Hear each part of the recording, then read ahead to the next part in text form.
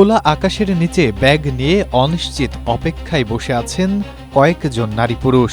প্রথম দেখাতে মনে হতে পারে পদ্মার ভাঙনে ভিটেমাটি হারিয়ে নিঃস্ব হওয়া কোনো গৃহহীন পরিবার, কিন্তু না, বাস্তবতা এর চেয়েও নির্মম।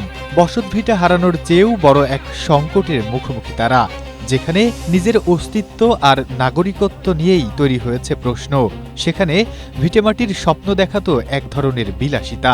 তথাকথিত অবৈধ নাগরিক ট্যাগ দিয়ে দিনের আলো ফোটার আগেই ভারতের সীমান্তরক্ষী বাহিনী বিএসএফ তাদের জোরপূর্বক বাংলাদেশে পুশিনের চেষ্টা চালায়। তবে বর্ডার গার্ড বাংলাদেশ বিজিবির সতর্ক ও কঠোর অবস্থানের মুখে সেই অপচেষ্টা ব্যর্থ হয়। স্ট্রবেরি সুপার ডটেড ও ক্লাসিক ভ্যারিয়েন্ট সেন্সেশন, জাগুক শিহরণ।